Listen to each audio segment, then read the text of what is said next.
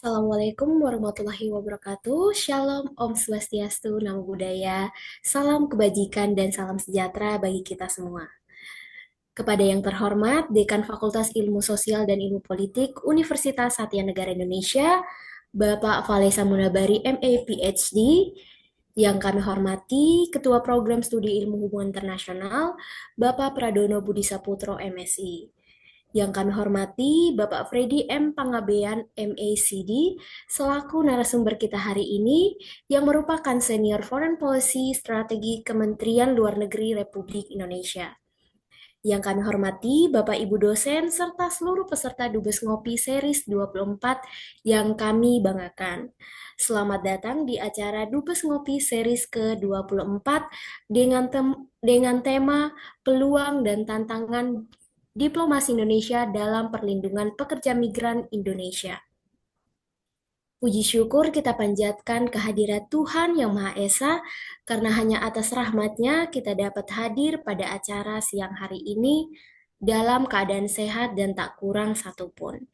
Sebelum masuk pada acara selanjutnya, izinkan saya terlebih dahulu memperkenalkan diri. Saya Feby selaku Master of Ceremony yang akan memandu jalannya acara pada siang hari ini.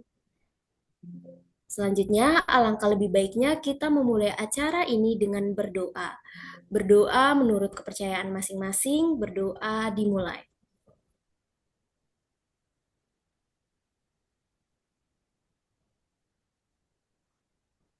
Berdoa selesai. Menyanyikan lagu Indonesia Raya dan dilanjutkan dengan Mars Usni.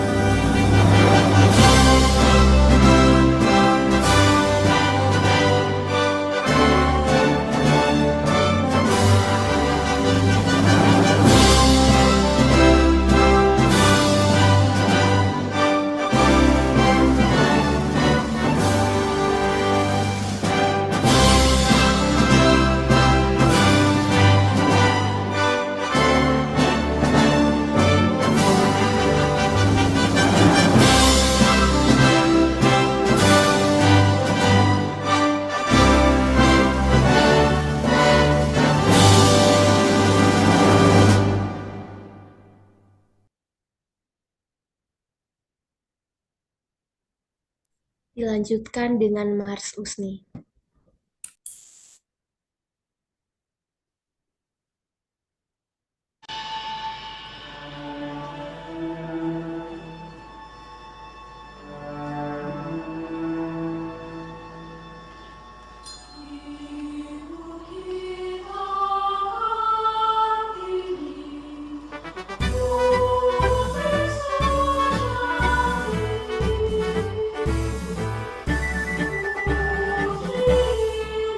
Kibarkanlah bendera USMI Adhika, Universitas Satya Negara Indonesia, jaya dan abadi selamanya, menciptakan putra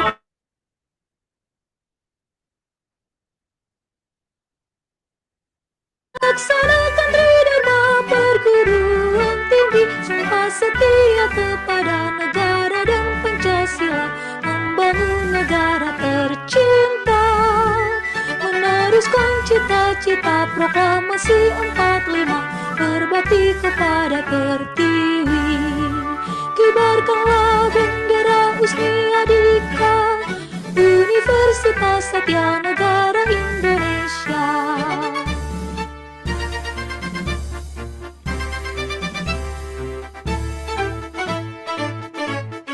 Kibarkanlah bendera Usni Adika, Universitas Satya Negara Indonesia. Jaya dan abadi selamanya, menciptakan putra-putri berkarya, berbakti kepada negara, melaksanakan tridharma perguruan tinggi, sumpah setia kepada negara dan Pancasila, membangun negara tercinta, meneruskan cita-cita proklamasi 45, berbakti kepada Pertiwi. Kibarkanlah bendera Usni Adika, Universitas Satya Negara Indonesia.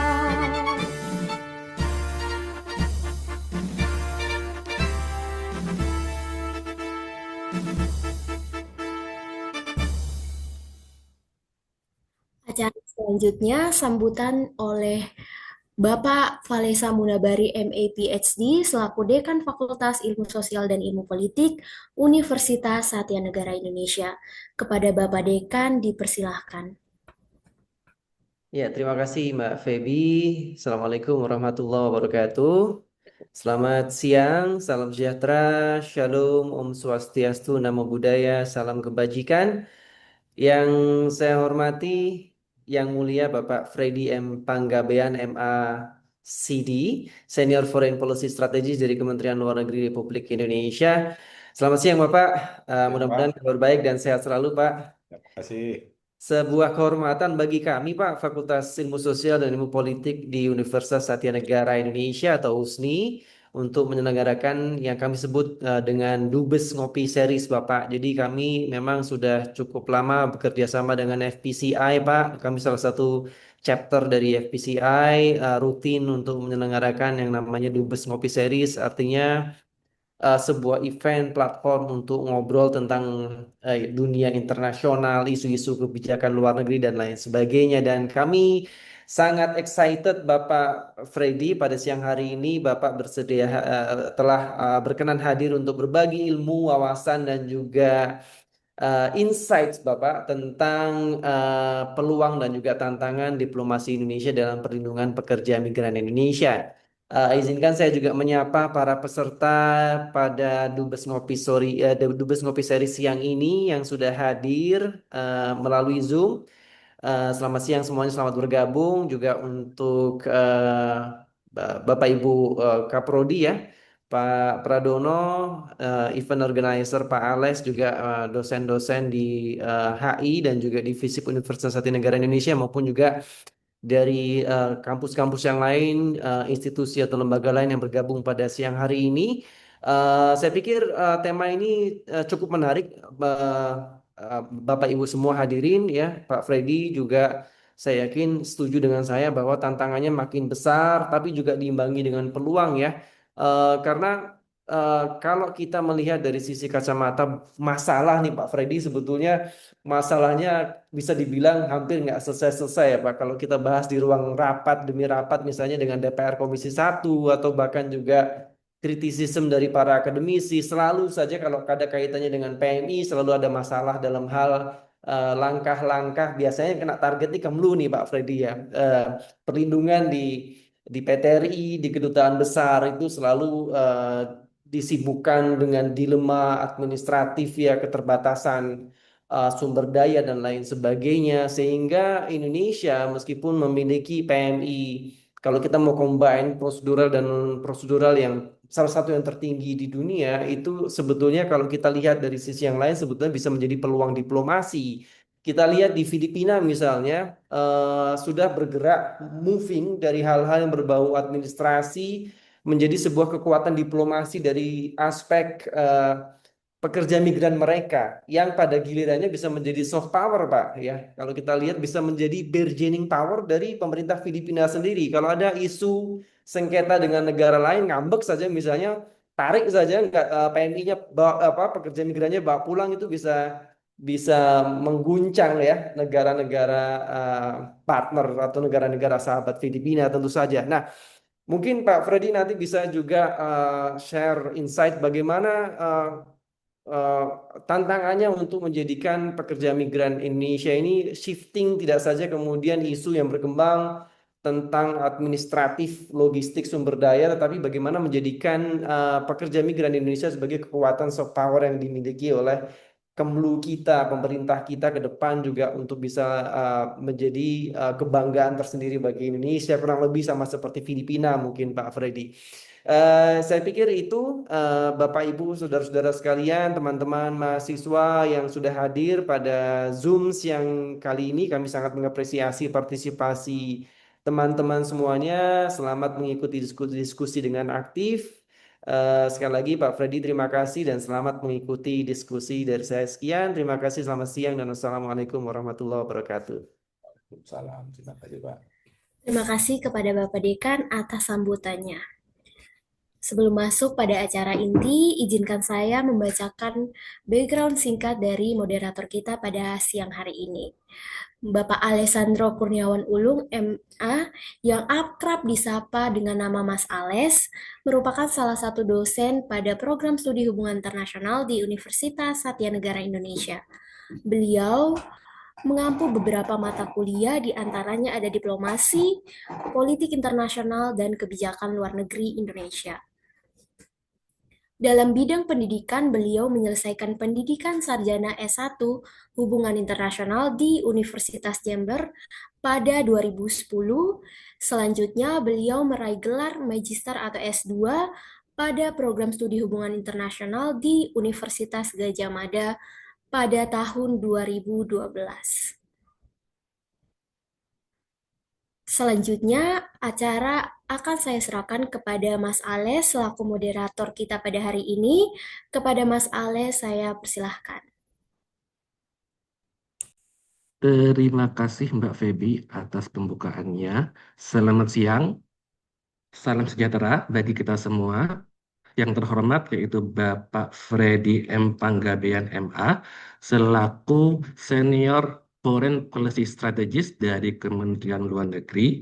Yang terhormat yaitu Bapak Dr. Valesa Munabari selaku Dekan. Dan yang terhormat adalah Bapak Pradona Budi Saputro sebagai Ketua Program Studi Ilmu Hubungan Internasional. Jadi selamat datang di acara Dubes Ngopi Series yang ke-24 dengan tema Peluang dan Tantangan Diplomasi Indonesia dalam Perlindungan Pekerja Migran Indonesia.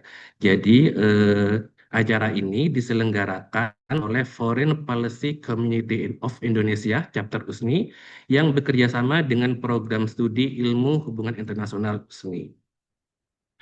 Terkait tema ini, yaitu peluang dan tantangan diplomasi Indonesia, ini adalah tema yang penting dan sering dikaji di dalam kajian ilmu HI, karena sebetulnya tema ini menyentuh banyak aspek ya, tidak hanya aspek hak asasi manusia, tetapi juga ada aspek hukum, aspek politik, aspek ekonomi, dan lain sebagainya.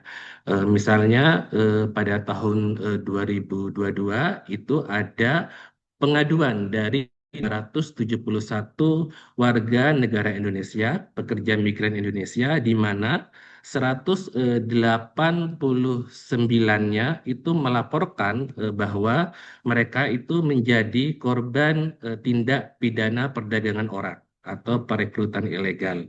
Lalu mereka ditempatkan atau bekerja sebagai penipu daring atau online scammer dan juga tukang judi daring. Jadi pentingnya tema ini telah menjadi banyak perhatian, terutama mahasiswa HI, dan sudah dibahas di dalam berbagai macam penelitian.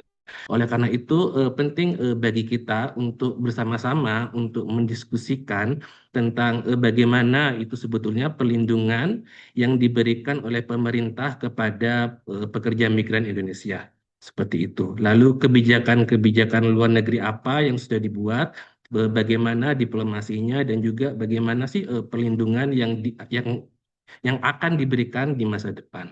Dan untuk membahas tema penting ini sudah hadir bersama kita yaitu Bapak Freddy M. Panggabean MA. Pak Freddy adalah diplomat karir di Kementerian Luar Negeri sejak 1992 dan saat ini beliau adalah Senior Foreign Policy Strategist di Kementerian Luar Negeri. Sebelumnya Pak Freddy bertugas sebagai Wakil Duta Besar Indonesia di Den Haag.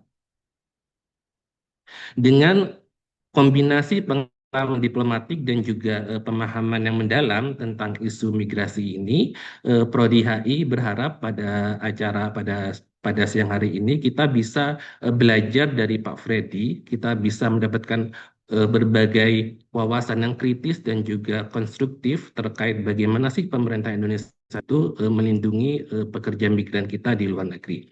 Without further ado, kepada Bapak Freddy dipersilakan. Baik, terima kasih Pak Alex untuk perkenalannya juga tadi kepada Mbak Febiana yang sudah menjadi MC. Yang kami hormati tentunya adalah Bapak Dekan, Pak Valesa. Salam kenal Pak. Terima kasih sudah hadir juga di dalam acara pertemuan kita ini dan tentu dengan Pak Kurniawan Ulung, Pak Alex dan juga Pak Pradono Saputro dan saudara-saudara, bapak-bapak dan ibu-ibu saudara-saudara sekalian yang tentu tidak bisa saya sebutkan yang hadir dalam secara daring ini.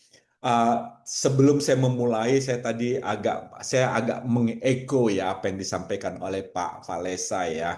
Jadi sebenarnya kalau untuk melihat isu tentang pekerja migran Indonesia ini selalunya ya, dan ini yang menjadi sering dibahas orang itu adalah soal masalah pelindungannya. Saya sebenarnya yang tadi Bapak sampaikan, inilah sebenarnya ketertinggalan kita, Pak, ya. Ketertinggalan kita dalam hal memanfaatkan potensi pekerja migran itu sebagai bagian daripada sesuatu kekuatan diaspora. Nah, kita selalu melihat masalah terus. Nah, tentu ini berbeda pendekatannya dengan yang dilakukan oleh Filipina, ya, Pak, ya. Dan saya sebenarnya melihat Filipina dan saya sebenarnya melihat lagi kepada sebenarnya India, Pak. Kalau kita mau melihat, kalau India dia untuk diplomasi untuk pekerja migrannya itu bukan di persoalan protectionnya, tapi justru dia diplomasi yang dia tekankan di situ adalah diplomasi untuk labor mobility-nya. Labor mobility, terus kemudian untuk akses pasar. Itu sebabnya MOU yang dibangun oleh India itu rata-rata adalah bagaimana dia bisa membuka akses pasar untuk tenaga-tenaga kerjanya dia masuk ke negara-negara. Nah, ini kita yang belum mampu. Sebab kenapa? Ada tugas dari negara pengirim untuk menyiapkan pekerja migran yang benar-benar berkualitas. Dan ini tantangan berat. Makanya India berani itu karena dia punya pekerja migrannya dia yang memang masuk dalam sektor-sektor yang sangat kompetitif. Ini nanti mungkin yang menjadi isu yang perlu menjadi perhatian kita bersama. Dan saya sebenarnya menantang para mahasiswa, para akademisi sebenarnya untuk bisa melihat sebenarnya bukan lagi pada diplomasi dalam pelindungan, karena memang agak susah kita membayangkan ada diplomasi dalam pelindungan, karena ini sebenarnya adalah sesuatu persoalan yang sebenarnya lebih pada aspek-aspek penanganan hukumnya nanti, Pak. Ya, jadi sementara dalam diplomasi itu tentu harus ada keseimbangan antara kedua belah pihak, akan gitu. Jadi artinya ada kebutuhan di negara pengirim dan kemudian juga ada kebutuhan ketersediaan itu ada di negara penerima. Itu nanti yang menjadi ini. Karena saya 5 tahun, Pak,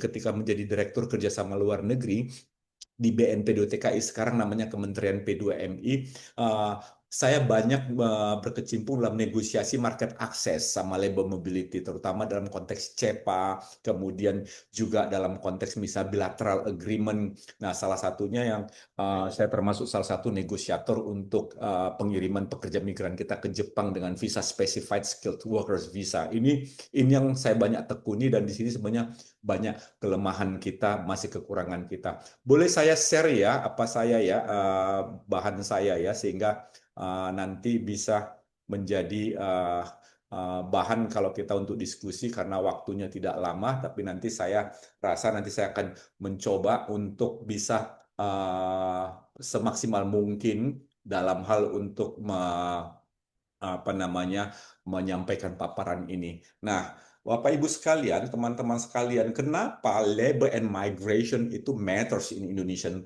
diplomacy? Kita bicara sebenarnya adalah tentang keberadaan orang Indonesia yang ada di luar negeri, yang jumlahnya kalau dari Kementerian Luar Negeri akan berbeda dari yang lain. Bahkan World Bank sendiri punya data yang sangat unik ya, bisa sampai mereka katakan bahwa orang Indonesia yang luar negeri itu ada sampai 9 juta. Nah, ini persoalan data juga kita jadi masalah di sini. Tetapi kalau mau saya sampaikan bahwa ada national interest, ada diplomasi, dan ada internal factors and external incentive. Nah, inilah sebenarnya sisi-sisi di mana labor and migration itu sangat-sangat penting di dalam Indonesian diplomacy. Saya tidak akan fokusnya, misalnya kita melihat bahwa sebenarnya soal masalah protectionnya. Protection itu adalah sesuatu tanggung jawab negara yang pasti akan hadir dan seluruh bangsa di dunia, negara di dunia ini, dia punya kewajiban. Itu bagian daripada sovereignty-nya dia, bahwa bukan hanya soal masalah sovereignty, land sovereignty, tapi citizen-nya juga harus diproteksi. Itu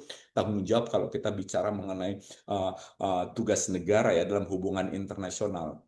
Nah, kita lihat seperti ini bahwa ada kecenderungan data yang berbeda, misalnya data dari PM, dari Kementerian Luar Negeri, dan data yang dari sumber-sumber yang lain. Tapi ini tidak masalah, tapi itu kita melihat bahwa paling dikit ya, kalau misalnya data yang misalnya bisa masuk akal, yaitu sekitar 3 jutaan lah kita punya warga negara Indonesia, dan sebarannya itu macam-macam ya. Dan itu mereka juga ada yang kebanyakan juga umumnya adalah pekerja. Nanti kita akan lihat lagi.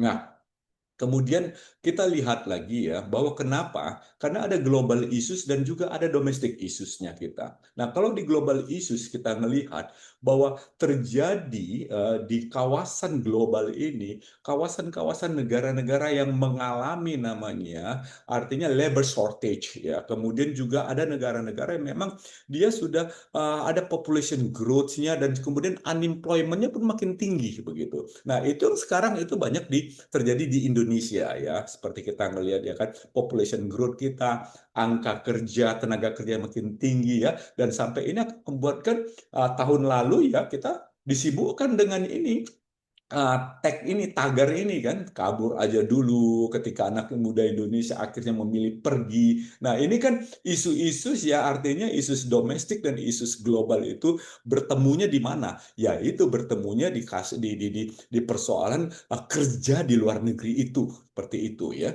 Nah, kalau kita misalnya, kenapa ini? Oke, ini. Kemudian kita lihat lagi bahwa memang ini penelitian yang selama 5 tahun ini terus saya pakai terus ini nggak berubah ini ya, tentang peluang kerja di berbagai negara ini saya petakan itu ya, negara-negara yang saat ini kita harus ambil peluang itu, dan juga artinya job-job yang tersedia itu ini memang nyata ya kalau kita melihat soal masalah global issues tadi itu. Dan anak-anak muda sebenarnya melihat ini sebenarnya ya, melihat ini ya. Nah, kemudian kita sekarang bilang ya, misalnya begini, kalau dikatakan kenapa sih bekerja di luar negeri itu menjadi sesuatu yang sangat penting ya, untuk kita harus pahami dari aspek konstitusi ya. Karena berdasarkan konstitusi Undang-Undang Dasar Negara kita bahwa pasal 27 ayat 2, pasal 28D ayat 2, ya ini tentang hak warga negara. Karena memang warga negara berhak atas pekerjaan dan penghidupan yang layak ya, misalnya bagi kemanusiaan. Nah, tapi persoalannya ini mestinya haknya itu ya boleh di mana saja ya, negara sebenarnya menyediakan, tetapi kita belum mampu ya bisa untuk menyediakan. Nanti kita bisa melihat. Nah, setiap orang berhak untuk bekerja, mendapat imbalan. Nah, kewajiban negara justru ada di alinea keempat pembukaan, kemudian daripada itu untuk membentuk satu ini pemerintah negara Indonesia yang melindungi segenap bangsa Indonesia. Ini kan sovereignty-nya kita gitu ya. Kemudian pasal 28I perlindungan, pemajuan, penegakan, dan yang lain-lain ya. Jadi bekerja di luar negeri itu, tetapi bekerja di luar negeri itu merupakan alternatif ya untuk mengurangi pengangguran ya. Pemerintah sebenarnya tidak mendorong ya, tetapi melindungi. Tapi sekarang justru ada berbeda sedikit ya. Nanti kita belakangan kita tahu bahwa ada dorongan dari pemerintah untuk bisa seorang ya para alumni, para apa namanya anak-anak muda bekerja juga di luar negeri begitu. Ini sudah terjadi shifting of the paradigm ya soal masalah bekerja di luar negeri, dari tadinya tidak mendorong tapi hanya melindungi, tapi sekarang sudah mulai mendorong-dorong gitu ya. Karena memang tugas pemerintah lah yang memberikan informasi, dan pemerintah juga menata atau mengelola penempatan luar negeri itu. Nah, ini diwujudkannya sebenarnya ya nanti kita lihat, tetapi sebelumnya itu balik dulu. Kenapa sih orang kerja di luar negeri ya? Karena memang perolehan pekerjaan, penghasilan pasti lebih tinggi ya. Nah, ini misalnya nampaknya sesekali kenapa sih sampai sekarang masih orang masih mau bekerja menjadi pembantu rumah tangga di Malaysia ya, karena memang saya 4 tahun di sana ya, gaji yang diterima oleh pembantu rumah tangga itu memang pasti lebih besar karena memang UMR di sana juga lebih besar, kemudian mata uangnya juga lebih tinggi daripada kita. 1 ringgit sekarang sudah 4.000 rupiah kan gitu. Di mana misalnya kita sendiri kan belum mampu ya untuk penata layanan rumah tangga, pembantu rumah tangga dibayarkan secara UMR. Kalau UMR Jakarta berarti kan harus dibayarnya 5 jutaan gitu ya, 5 juta lebih kan UMR. Tetapi kan belum berhasil, dan sampai sekarang kita belum punya undang-undang yang mengatur tentang pembantu rumah tangga misalnya. Nah, itu yang menyebabkan ada nanti kita melihat faktor-faktor penarik daya tarik itu, dan juga perolehan keterampilan dan pengalaman apalagi anak muda ya. Nah, kemudian meringankan beban keuangan rumah tangga ya, ini kan banyak ya, karena memang dia faktor soal masalah ekonomi, kemiskinan dan yang lain-lain ya, dan kemudian utang, dan itu jadi masuk itu semua. Nah, manfaat jangka panjangnya itu ya itulah, untuk khususnya kita ngeliat ke depannya seperti apa ya yang mereka mau ini. Nah, kita lihat pada faktor pendorong dan faktor Pak penarik izin, ya, faktor ya PowerPoint-nya belum bergerak, Pak. belum ini sih bukan Belum nggak bisa. jalan Ah, slide-nya. Slide-nya belum bergerak, slide ini PowerPoint-nya. Izin ini Pak, mungkin bergerak. bisa di stop share terus lalu di share lagi Pak. Nah, soalnya Kenapa ini belum Mas? bergerak di tempat kami. PowerPoint-nya belum bergerak slide-nya. Oh Mungkin ya, coba kenapa di-share dari ulang. tadi Iya, Pak. Coba. loh? Mungkin Ini bisa coba saya di-share ulang. ini saya share ya. Iya. Ini kan? Belum tampil, Pak, masih. Oke. Ini udah. Belum, sudah, tapi slide-nya belum bergerak ke bawah. Belum bergerak ke bawah, maksudnya gimana, Mas? Belum berganti slide. Oh ya, ini juga belum berganti. Belum. Oh, di tempat saya kok. Gimana ya caranya ya? Ini udah gimana? Belum juga. Masih Mungkin belum. bisa di full screen dulu Pak. Jadi nanti tinggal di apa? Kenapa? Di full screen dulu Pak. Di Ditampilkan. stop sharing, gimana caranya? Saya kira tadi sudah Oh, Mas, sudah belum. ini. Bagaimana Mas Doni? Coba Mas Doni. Kenapa? Coba di share ulang Pak. Kadang kalau misalnya apa eh, freeze itu di stop share aja dulu, lalu kemudian di share screen lagi. Nah, insya Allah bisa sih. Share lagi nih sekarang. Oh iya Iya. Pak, coba. Ini saya share. Ini share ya. Beginikah? Iya, lalu dibuat full screen, Pak. Oh, dibuat full screen. Iya. Coba, Yuk. Pak. Ah, ah. Gimana ceritanya ini? Oh, ini bentar dibantu. Coba dibantu dulu. Ini kan saya kan. Iya. Untuk kenapa dia nggak bisa? Hmm? Bisa kelihatan belum? Belum, Pak. Belum rak slide-nya. Slide control. Bentar ya. Bisa.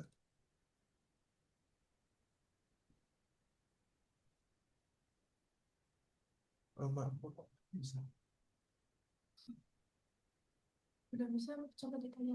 Udah nampak nggak? Sudah nampak PPT-nya, tetapi belum bergerak slide-nya. Belum Oh, belum bergerak. bergerak. Ini juga belum Yes, bergerak. belum, Pak. Ini masih halaman pertama. Ini juga belum. Belum. Pak Woi. Ales, mungkin saran saya bisa di-share aja, dioperatorin dari Pak Ales gitu mungkin Pak. Mungkin di Bapak ada link atau dokumennya, jadi di-share ke panitia saja Pak. Jadi mereka yang bantu Mungkin boleh minta filenya, Pak, jika berkenan Oh dikirim ke gitu. Mbak Tabita. Hah? Gitu aja. dibagikan saja filenya ke panitia. Oke. Saya nggak tahu ini kenapa ada kejadian begini ya. Oke, saya gini. Baik, saya bagikan ya ke siapa saya bagikan. Ke Oh ya, Mbak ini nih, Tabita. bentar nih. Oke, bentar ya, saya bagikan kalau begitu. Nah, dokumennya saya bagikan. Nah, alright, saya nggak tahu ini ternyata rupanya kita punya persoalan ini yang sangat. Nah, ah, oke, Tabita sudah terima itu kali.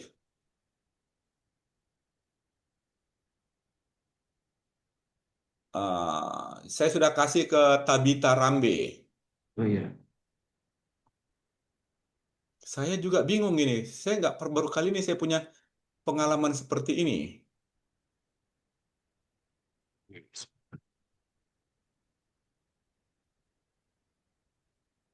Kenapa ya?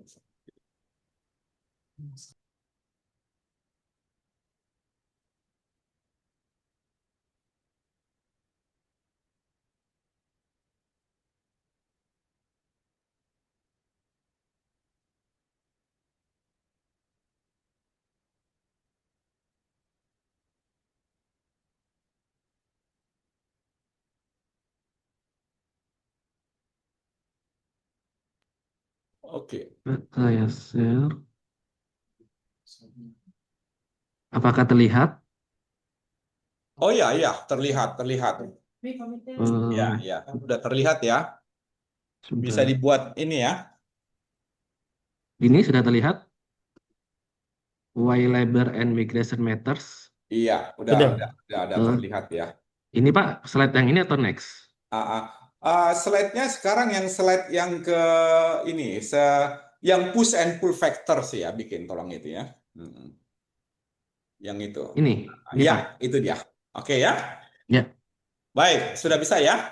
Jadi kalau ya. kita melihat ya memang ini faktor pendorongnya, ya faktor pendorongnya artinya pendorongnya itu dari negara asalnya, ya ada kurangnya lapangan pekerjaan, rendahnya pendidikan warga, faktor ekonomi, perbedaan upah dan yang lain tadi seperti dan juga faktor penariknya kan kita lihat di negara tujuan ya usia lanjut, pertumbuhan ekonomi ya dan sampai tingkat kelahiran yang rendah seperti di Jepang sekarang itu dan mereka yang angkatan mudanya tidak mau lagi tidak mau menikah ataupun menikah tidak mau punya anak, tapi justru ingin punya kucing seperti begitu ya. Ya.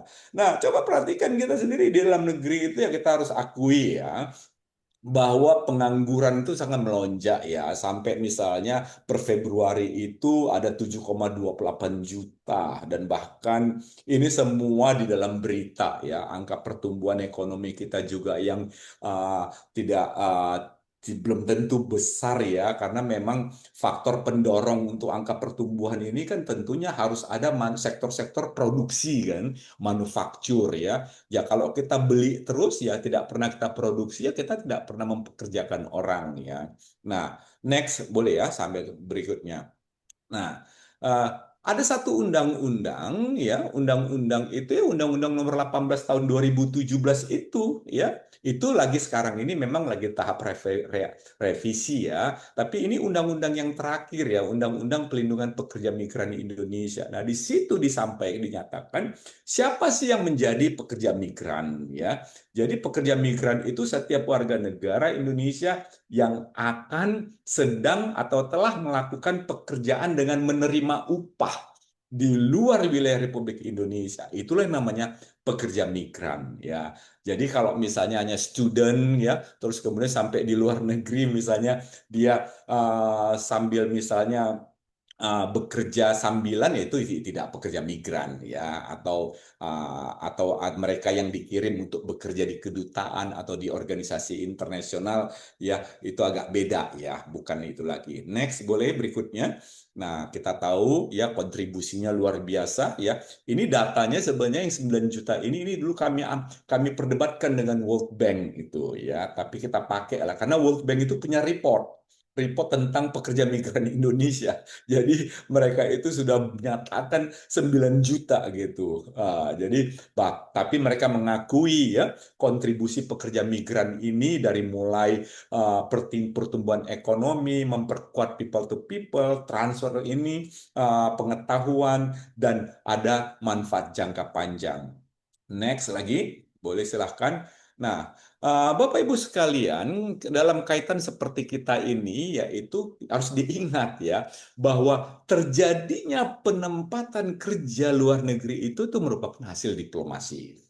Nah, itu dulu sudah ingat ya, makanya itu nggak akan mungkin ya bisa orang datang ke tempat satu negara kemudian bisa bekerja. Tapi itu pasti ada sesuatu proses atau ada satu kerja-kerja diplomasi di situ.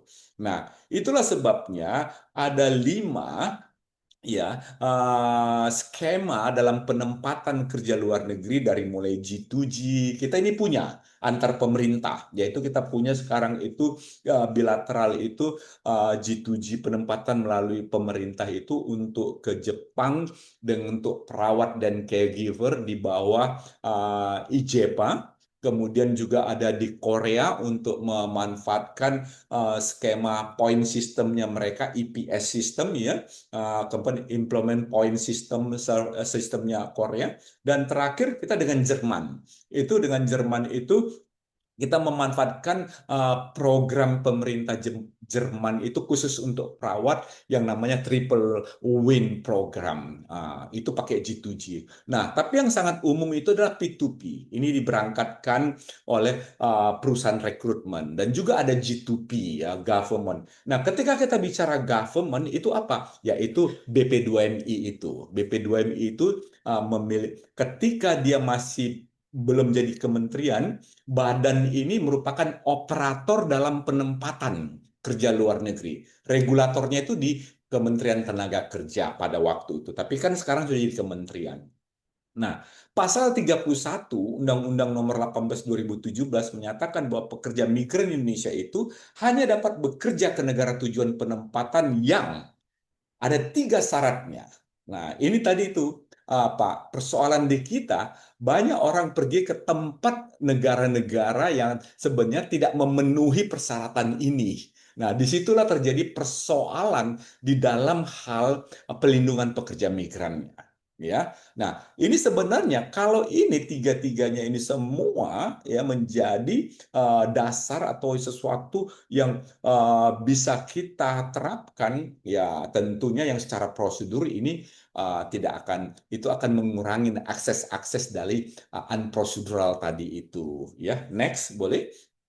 Nah, kalau ini kita lihat, Pak, nah ini data ya, khusus untuk tahun 2024 saja ya. Kebetulan saya masih pegang-pegang data yang terkini, tapi yang terkininya nanti 2025 ada masih sampai per bulan. Tapi ini yang sampai Januari sampai Desember 2024. Nah, dari kawasan tadi ya, kawasan tadi yang kita katakan sedang berubah dan kawasan itu, ternyata pekerja migran kita itu kebanyakan tuh di kawasan Asia dan Afrika. Nah, kawasan Timur Tengah ini Eropa Timur Tengah, tapi Timur Tengahnya ini lebih banyak. Itu hanya ya nomor 2 lah karena Timur Tengah. Tapi di kawasan Amerika dan Pasifik justru ini adalah kawasan-kawasan yang sebenarnya banyak sektor-sektor yang sangat terampil, itu kita kecil sekali gitu. Nah, bahkan ini yang banyak diisi oleh Filipina, ini banyak diisi oleh India seperti itu ya. Next berikutnya. Nah, kita lihat lagi ke berikutnya. Nah, ini trennya seperti ini ya. kita ngelihat tren ya. Jadi memang selalu terjadi kayak seperti semacam fluktuasi gitu. Nah, ini tren ini makin lama makin akan meningkat. Nanti saya akan sebutkan kenapa terjadi seperti itu next ya.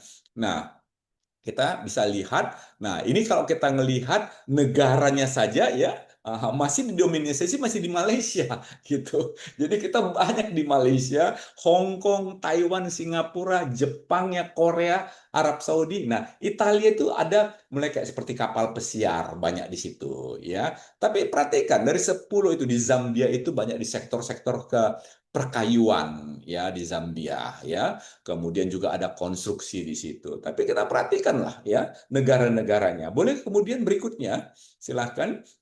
Nah, berikutnya. Nah, asalnya masih didominasi ya dari 10 ini ya, 10 kabupaten ya. Nah, yang menarik sebenarnya nanti coba kita ngelihat, coba berikutnya ya. Ah, dari data ya yang ada di dalam Cisco pendaftaran pekerja migran yang ada di P2MI, Kementerian P2MI, inilah statusnya.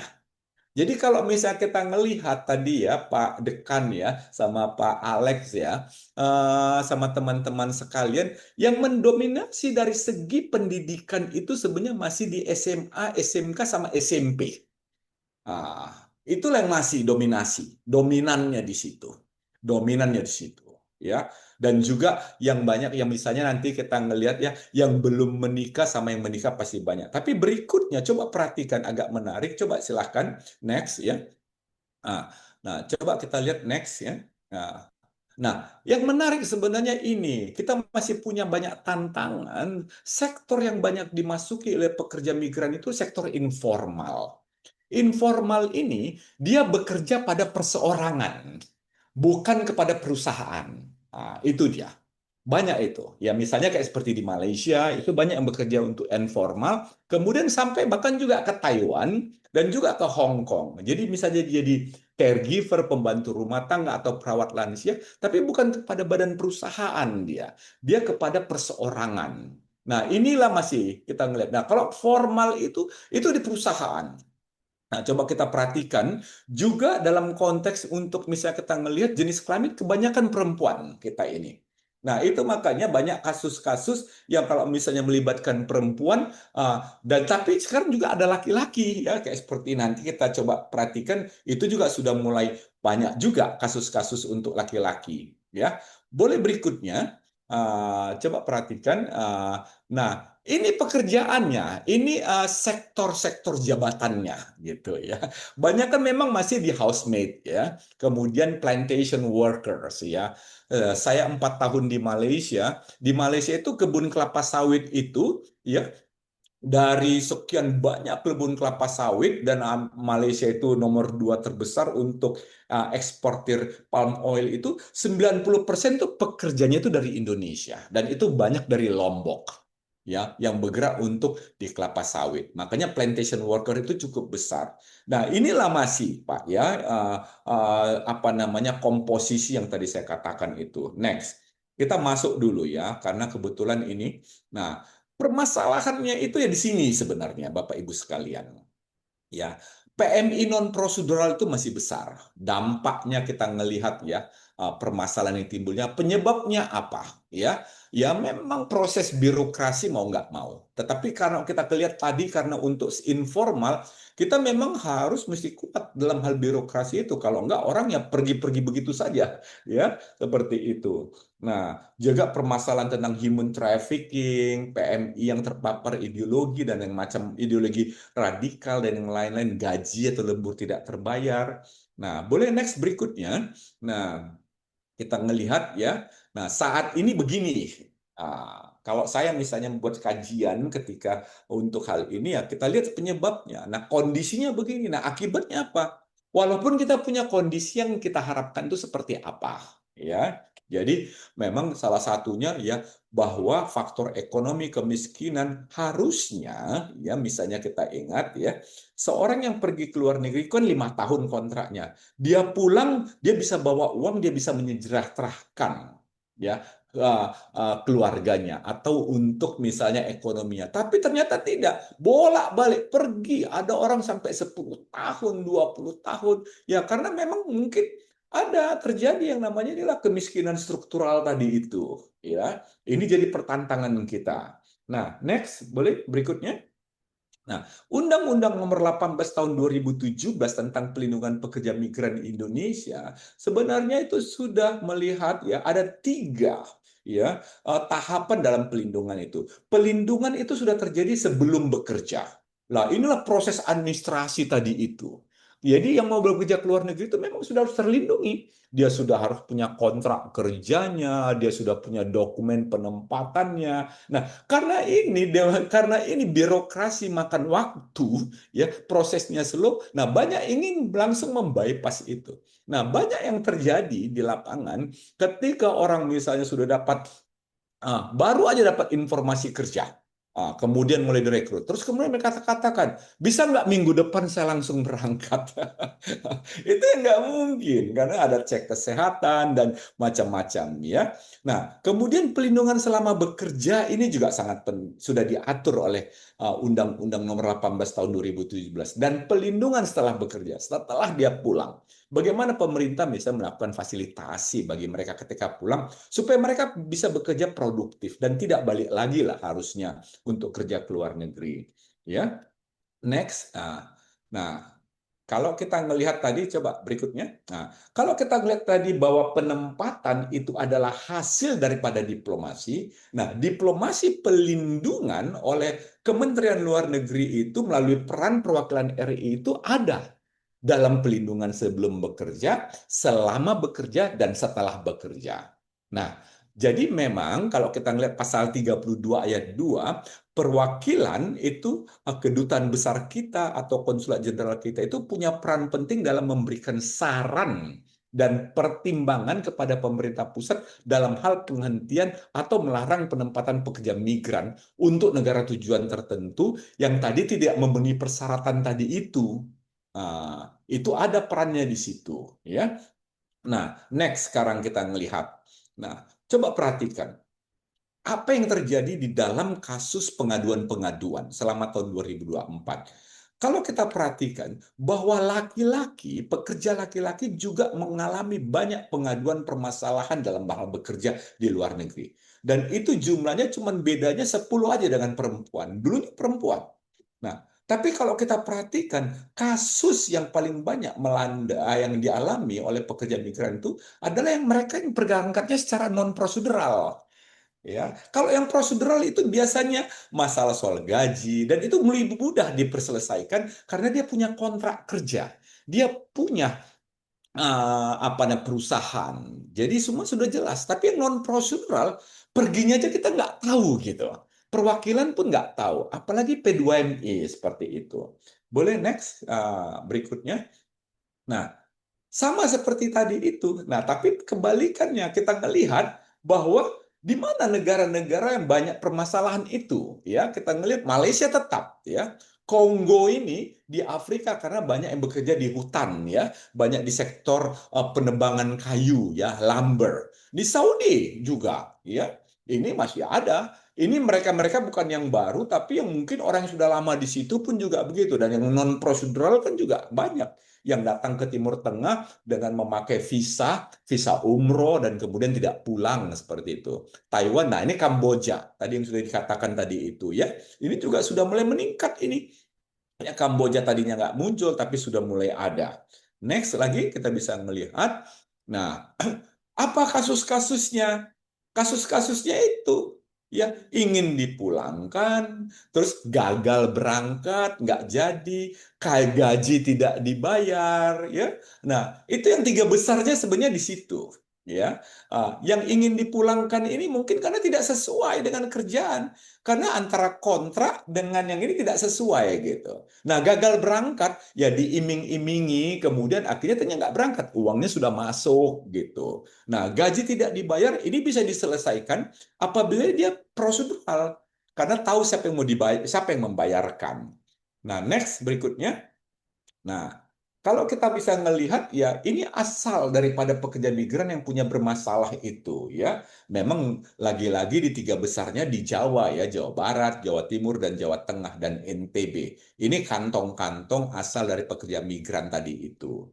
Ya. Next berikutnya. Nah, Bapak Ibu sekalian saya akan menekankan di sini ya. Ini bagian daripada kita. Ini perlu kita jelaskan bahwa ingat saja, tidak ada hukum internasional yang mendukung hak begini, sorry. Hukum internasional itu mendukung hak siapa saja untuk meninggalkan suatu negara. Nah, itu pertama. Tetapi tidak ada hukum internasional yang mendukung hak untuk memasuki negara lain. Nah, jadi begini, seorang itu boleh keluar dari negaranya, ya kan? Bahkan dijamin ya, ada hak. Tetapi untuk masuk ya, itu tergantung apa? Tergantung apakah dia memenuhi syarat ya, visa, izin kerja dan lain-lain. Jadi misalnya ya, kalau misalnya kita mau keluar dari satu negara boleh. Tetapi untuk masuk negara itu tidak ada yang menjamin itu apabila dia memenuhi syarat negara tujuan. Misalnya kita pergi Schengen ya, wah visanya kan berat sekali, apalagi visa kerja untuk dapatkan izin tinggal. Nah, oleh karena itu, karena memang migrasi ini, ciri utama dalam dunia pekerjaan ini menimbulkan tantangan bagi kebijakan yang makin kompleks, ya, kebijakan yang berbeda-beda, ya. Oleh karena itu, forum-forumnya ya kita mulai dari bilateral, regional sampai multilateral. Ini yang kita pakai dalam konteks untuk nanti misalnya mengatasi persoalan-persoalan tadi itu, ya. Next boleh. Nah, sebab kita tahu bahwa pekerja migran itu merupakan sebagai itu isu politik ya. Karena kenapa? Karena mereka banyak tantangan mereka. Ada pelanggaran hak asasi manusia di situ, ada kerentanan di situ, ada pelindungan sosial di situ, dan juga ada masalah tata kelola. Ya, tapi kembali lagi tadi katakan ya, memang ini untuk negara tujuan dia tidak punya hak dia tidak punya kewajiban untuk menerima ya, itu harus diingat itu. Nah, coba next ya. Saya ambil kasusnya untuk ASEAN saja ya, karena kita tadi melihat bahwa kebanyakan pekerja migran kita itu ada di ASEAN ya, termasuk di Malaysia, di Singapura, sama di Brunei lah ya. Dan kita lihat kawasan kita. Di kawasan ASEAN itu sedikitnya ada 4 isu kunci ya di dalam migrasi pekerja migran ini. Yaitu pertama, isu yang paling menonjol itu irregular migration. Yang tadi itu saya bilang itu non-procedural itu. Migrasi yang tidak resmi karena tidak ada dokumen yang sah. Dan ini juga terjadi di negara-negara CLMV misalnya dari Kamboja ke Thailand, dari Laos ke Vietnam seperti itu. Ya, dan kemudian ya karena ini mereka pingin ini hak atas mobilitas. Tetapi kan mereka bisa pergi sebagai turis, tapi kan belum untuk bekerja. Syarat-syarat tadi itu. Dan memang menyangkut perempuan. Dan banyak menyangkut tentang domestic workers. Nah, domestic workers ini menarik karena cuma Filipina ya cuma Filipina negara anggota ASEAN yang memiliki undang-undang khusus untuk pekerja rumah tangga. Jadi apa ya aturan nasionalnya ini itu merupakan dasar untuk dia bisa terapkan juga di dalam hal melindungi pekerja rumah tangga itu, ya. Nah, bahkan kayak seperti Malaysia sama Singapura ini memiliki pengecualian untuk pekerja rumah tangga asing. Bahkan mereka di dalam misalnya di Labor Act tahun 55-nya Malaysia itu tidak diakui itu ada namanya namanya pekerja rumah tangga, itu nggak ada aturannya di situ. Nah, termasuk juga untuk isu anak-anak. Next boleh? Nah, apa yang dilakukan sebenarnya di ASEAN itu sudah sampai kepada tahap adanya suatu instrumen yaitu yang namanya konsensus ASEAN Consensus on the Promotion and Protection of the Rights of the Migrant Workers. Ini adalah langkah jauh dari tahun 2007 ketika negara ASEAN itu hanya menandatangani yang namanya ASEAN Declaration on the Protection and Promotion of the Rights of Migrant Workers. Ya, nah hanya ASEAN Consensus ini sifatnya tidak binding. Dia lebih kepada misalnya laporannya itu dalam bentuk plan of action. Nah, walaupun ada prinsip-prinsipnya, prinsip tentang prinsip pertama tentang semua migran di ASEAN harus tercakup dalam instrumen kerja tanpa memandang status hukumnya. Nah, tapi kewajiban-kewajiban ini belum semuanya dipatuhi karena memang dia sifatnya dulu kan persoalannya dalam diplomasi kita pada waktu itu kita mau supaya ASEAN Consensus ini merupakan suatu instrumen yang namanya itu adalah kayak seperti agreement atau semacam treaty gitulah, perjanjian ya. Tapi tentu langsung bertolak belakang antara sending state sama receiving states kan gitu ya. Itu banyak penolakan. Jadi konsensus ini ya masuk ke dalam action plan untuk bisa menjadi kewajiban-kewajiban yang bisa direncanakan. Nah, next. Nah, di ASEAN sendiri ya memang persoalannya kita ya kalau kita perhatikan tidak semua ya negara anggota ASEAN itu meratifikasi yang namanya konvensi inti ILO itu ya. Ini data dari ILO ya sendiri ya. Jadi bisa kita ngelihat ya ada kejomplangan ya bahkan diri kita sendiri tapi yang inti itu yang 10 itu ya itu menjadi wajib ya. Tetapi ini faktanya susah itu ratifikasi itu is a big issues ya. Karena ketika misalnya dia meratifikasi ya ILO Convention, berarti kan dia harus masukkan itu instrumen itu di dalam undang-undang dalam negerinya kan gitu ya. Jadi kalau dia tidak meratifikasi ya undang-undangnya tidak punya kewajiban untuk lain kepada konvensi itu kan begitu ya. Nah, next. Nah, uh, boleh berikutnya. Ini tata kelolanya juga beda ya. Kalau kita ngelihat tata kelola ini di Singapura bagaimana, di Filipina bagaimana, di Brunei bagaimana, Malaysia bagaimana, Thailand bagaimana. Nah, makanya dalam konteks diplomasi kita harus mengerti tata kelola mereka dalam hal untuk pekerja migran itu seperti apa. Nah, ini cara kita misalnya bagi teman-teman atau akademisi untuk melihat ya melihatnya dulu dari tata kelola dulu ya. Dan bahkan next coba kita melihat lagi ya negara-negara CLV juga punya tata kelola yang berbeda dengan kita misalnya. Di kita misalnya kurangnya koordinasi koherensi dalam struktur tata kelola. Kita nanti akan melihat begitu banyak sekali birokrasi dalam hal yang melibatkan pekerja migran misalnya. Nah, berikutnya next. Nah, begitu juga tentang peraturan. Kalau kita melihat peraturan-peraturan mereka itu, ya Filipina sudah sangat maju gitu ya. Filipina sudah sangat maju dalam hal konteks perlindungan ya. Jadi sehingga mereka itu sangat ketat gitu ya. Nah, tapi negara-negara lain nggak seperti itu ya. Itu kan soal masalah sovereignty, legal sovereignty masing-masing negara kan gitu ya. Coba next lagi kita lihat ya supaya kita bisa ya. Tadi sudah kita lihat uh, tadi sudah kita ngelihat Malaysia, kita ngelihat uh, nah, sekarang kita bisa ngelihat misalnya berikutnya. Coba. Hmm. Tadi kan sudah boleh next. Ah, kan tadi sudah saya katakan ya bahwa karena tidak ada kewajiban negara itu untuk menerima orang yang masuk itu. Dia justru punya syarat ya. Syarat-syaratnya apa? Nah, makanya perlu dibuat perjanjian itu sebagai apa? Ada dua hal ya. Pertama, tujuannya manfaat dari perjanjian bilateral dan MOU itu ya, pertama adalah dalam perbaikan tata kelola. Apa yang belum ada di dalam undang-undang nasional mereka kita sepakati dulu ya. Kemudian juga ada pelindungan hak pekerja.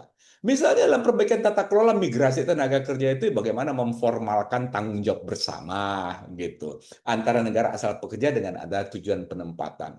Memasukkan pasal-pasal di MOU untuk menjamin perlindungan hak pekerja migran.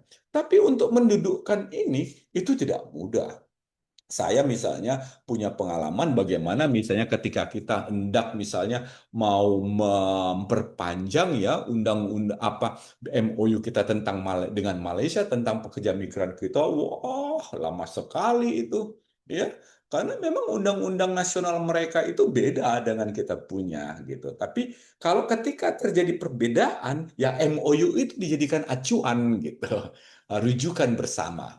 Itulah makanya ketika negara tadi saya sebutkan kalau India sudah masuk kepada labor mobility, ya akses pasar kerja itu yang mereka harus jaminkan karena itu mereka disebutkan tadi kan nggak punya tanggung jawab untuk nerima, tapi bagaimana? Ayo kita sama-sama seperti itu. Boleh next ya.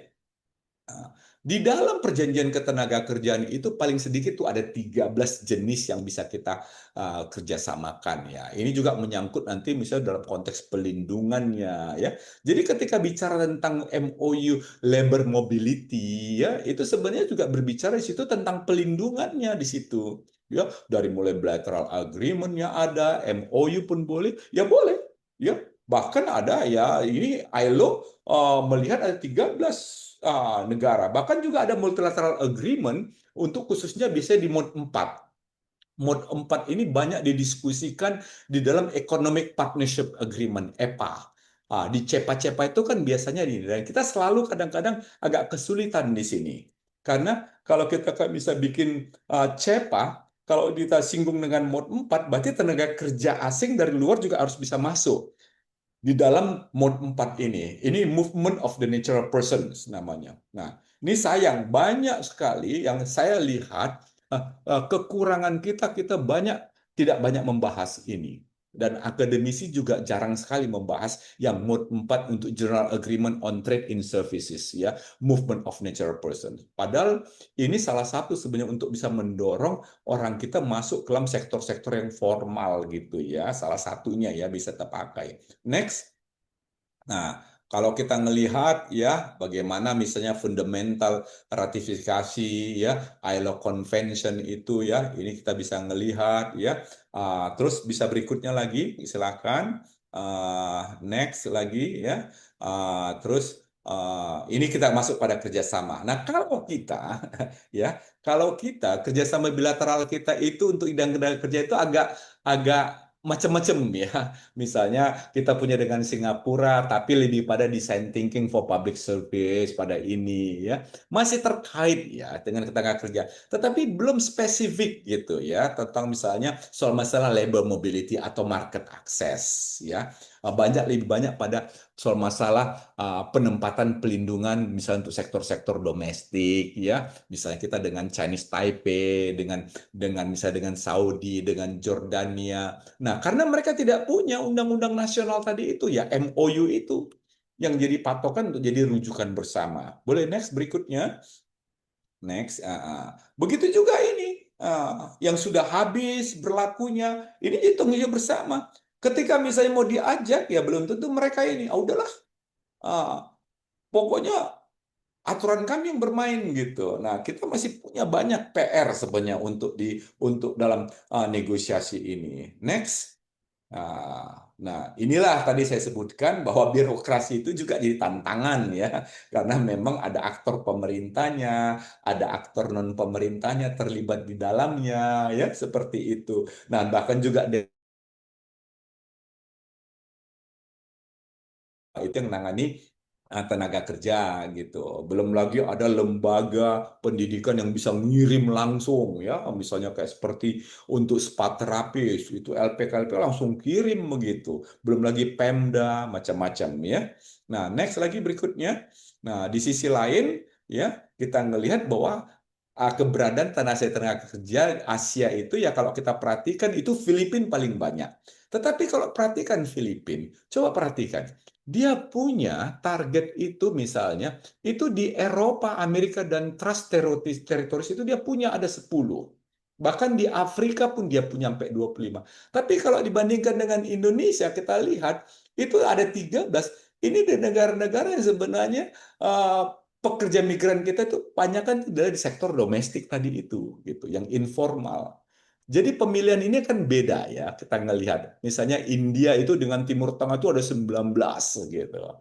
Nah, kita yang Timur Tengahnya kan pasti paling-paling dengan Jordania, Kuwait, Qatar, Saudi, dan itu Syria kita punya. Tapi sektor-sektornya pasti paling-paling untuk domestic workers. Kalau mereka sudah beda pendekatannya. Nah, Bapak Ibu sekalian, boleh next berikutnya. Nah, kita bisa melihat bahwa kerja luar negeri itu dan prospek masa depannya itu luar biasa kalau kita ngelihat sekarang ini. Ya, tetapi tantangan peluangnya besar, dorongannya besar, daya tariknya besar, tapi nanti ada sesuatu yang mesti kita ngelihat tantangannya nggak mudah. Boleh next? Ini ya. Coba next, Mbak. Boleh. Berikutnya. Nah, coba kita perhatikan ya, kita perhatikan ini ya, bahwa kita ini nomor 2 setelah India, negara dengan ke jumlah universitas terbanyak di dunia. Ya, jadi kalau India itu punya 5.349, kita itu punya 3.277, masih lebih di atas daripada Amerika Serikat. Nah, bahkan baru-baru ini Mendikti Sains bilang dorong mahasiswa Indonesia cari kerja ke luar negeri. Ya, dorong gitu. Bahkan sekarang program pemerintah next, boleh berikutnya. Coba, boleh berikutnya lagi. Nah, coba perhatikan nih. Enggak, sebelumnya. Sebelumnya.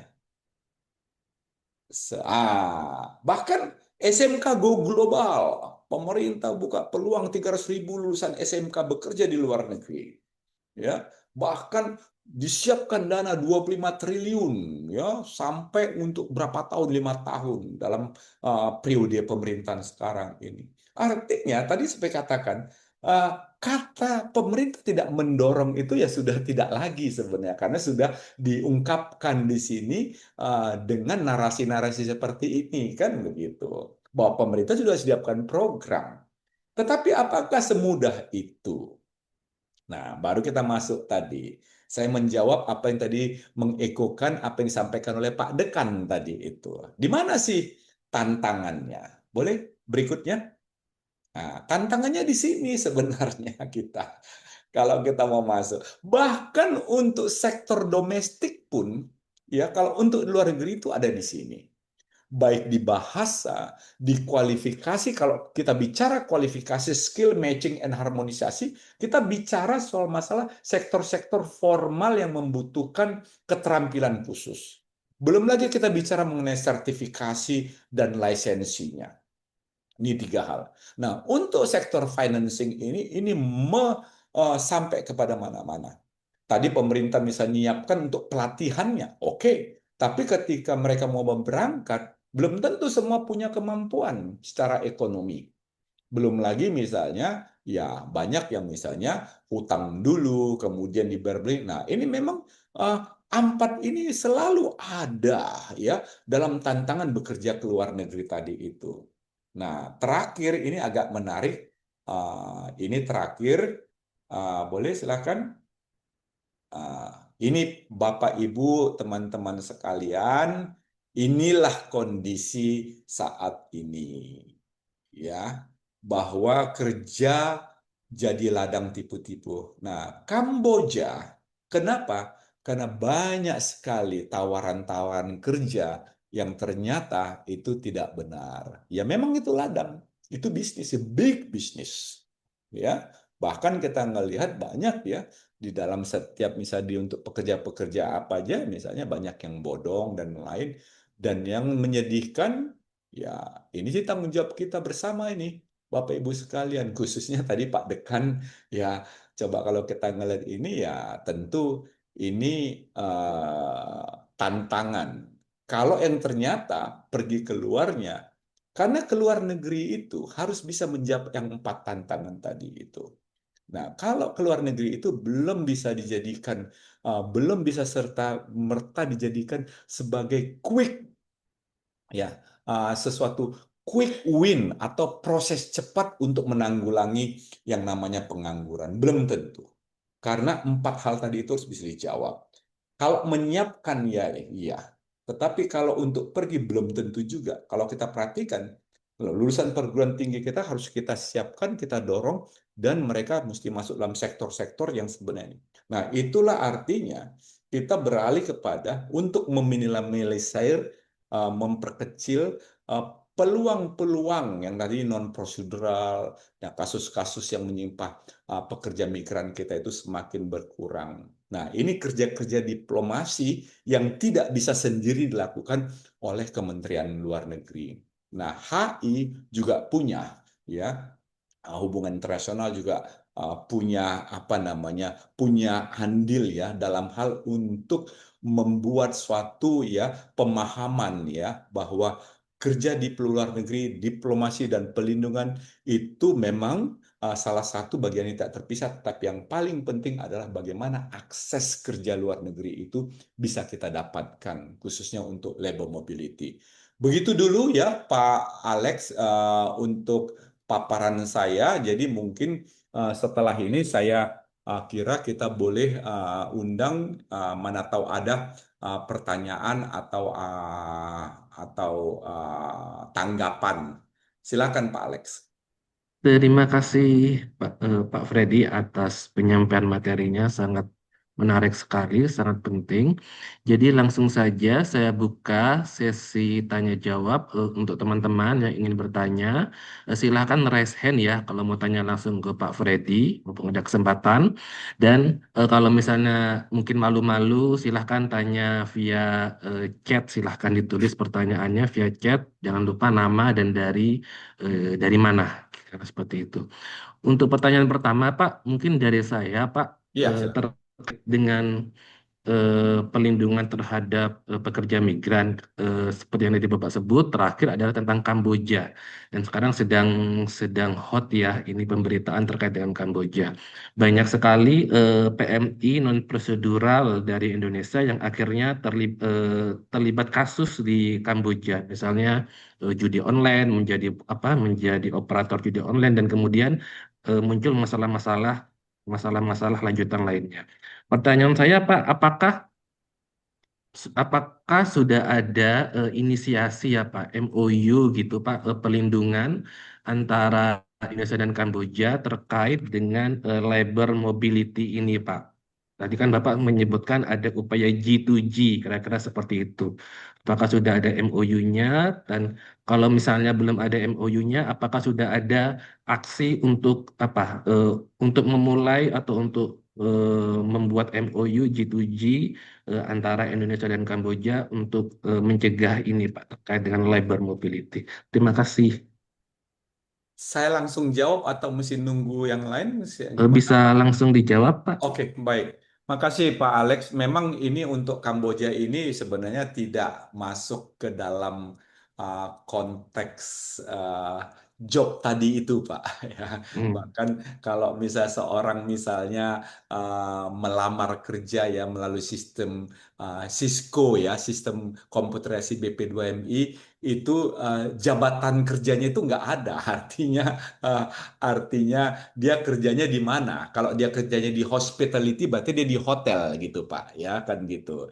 Jadi ini juga yang memang membuat kita agak susah untuk bisa mendefinisikan soal masalah kerja, peluang kerja di Kamboja ini gitu, ya. Jadi mereka ini kan banyak di online operator jadi scammer gitu ya Pak. Jadi memang sebenarnya ya tentunya sektor yang sebenarnya di sana itu ya misalnya katakan kalau kasinonya sih oke ya berarti ini. Tetapi kalau udah sampai online scammer itu kan sudah sektor kejahatan. Ya, saya seperti itu. Jadi sektor ini yang sebenarnya bagi kami tidak ada masuk di dalam jabatan-jabatan yang diatur di dalam Cisco kita itu gitu. Ya, tapi ya lagi-lagi seperti itu. Perekrutannya seperti tidak ada PT yang merekrut itu, Pak.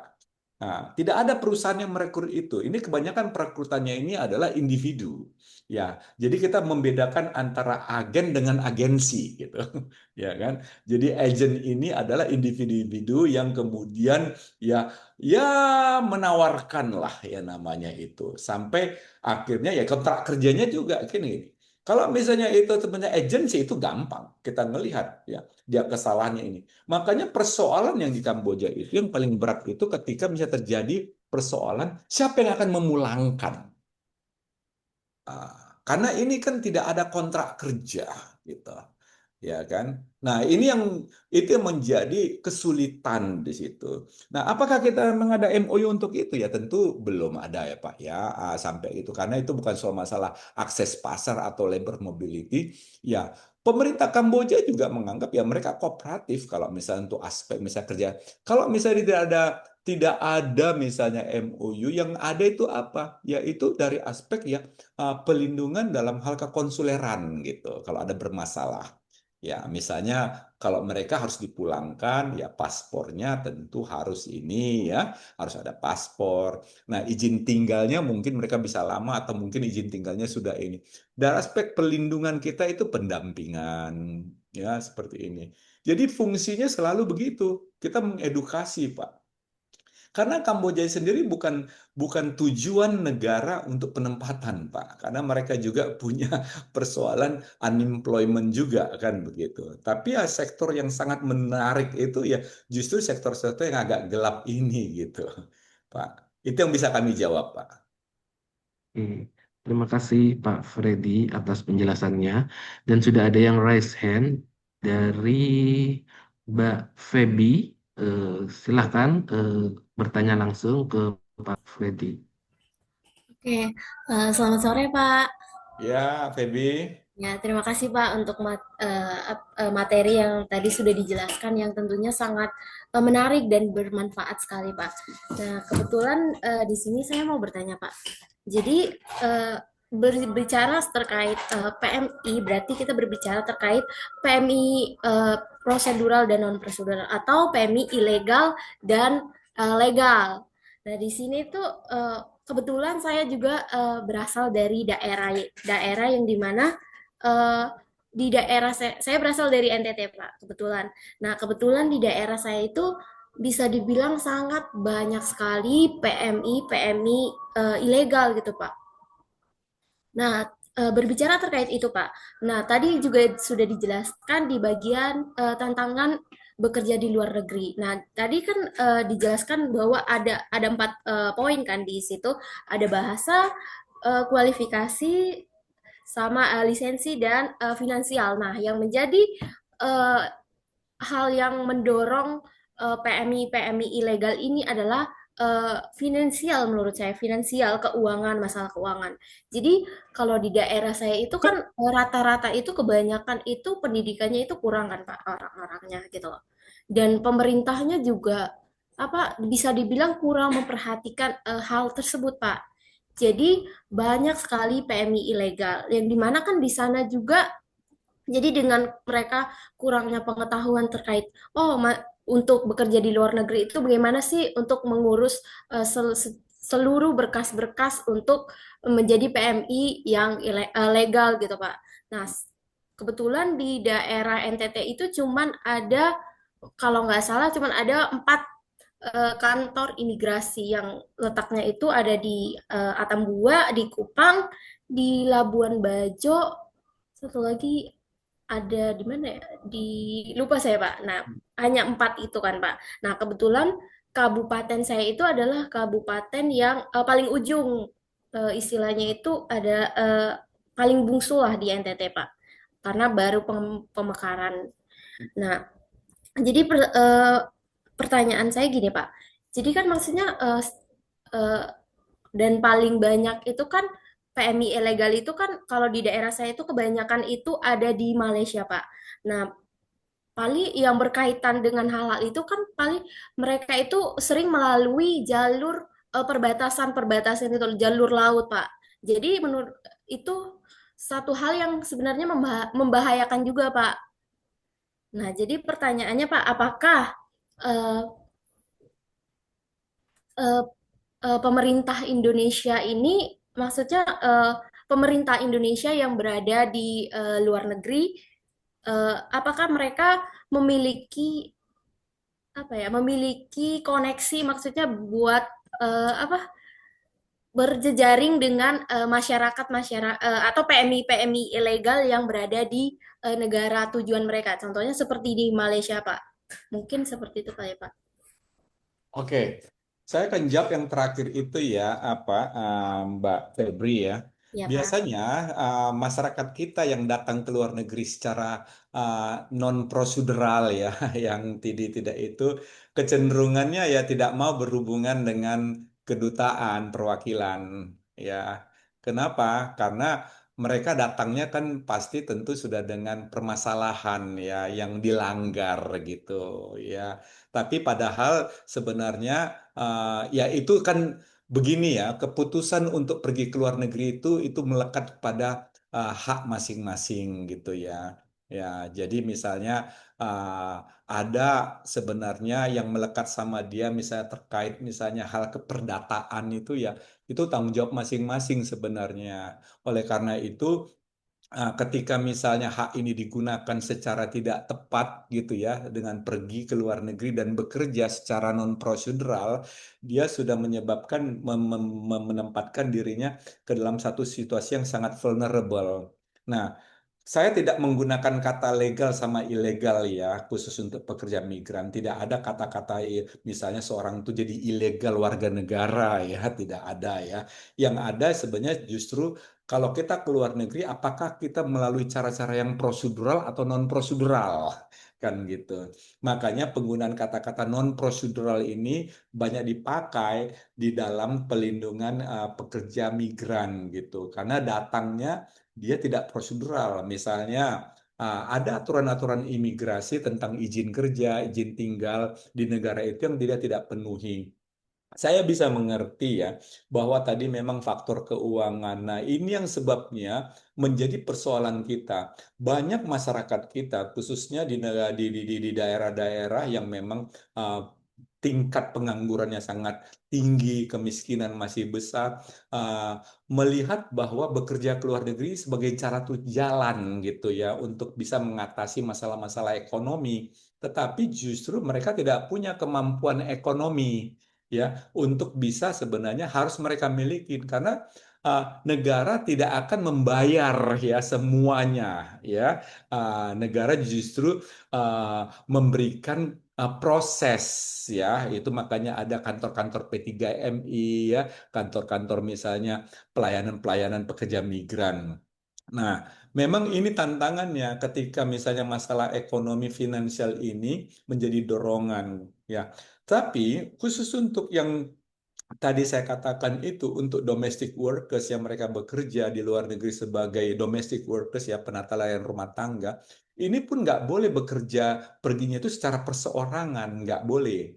Karena undang-undang kita melarang untuk sektor domestik itu harus melalui yang namanya perusahaan rekrutmen. Nah, perusahaan rekrutmen ini namanya P3MI, Perusahaan Penempatan Pekerja Migran Indonesia. Dulu namanya PPTKIS atau PJTKI ya dulu zaman dulu, tapi namanya P3MI. Kenapa? Karena mereka inilah yang kemudian yang akan mengatur, menjamin ya. Tetapi persoalannya banyak orang yang tidak mau pakai P3MI karena tadi itu P3MI ini kan semua terdaftar di kementerian gitu. Ada registrasinya dan kalau ada masalah mereka dituntut. Nah, ini prosedurnya agak lama gitu ya karena mereka harus mengikuti prosedur. Nah, kita banyak menyalahin ini.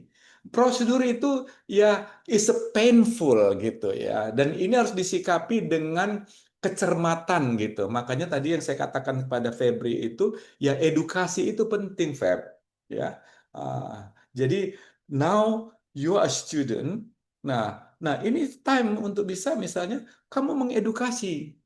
Bagianlah dari mengedukasi. Karena tanpa edukasi tentang penempatan kerja ini, makanya masalah perlindungan itu akan jadi masalah gitu.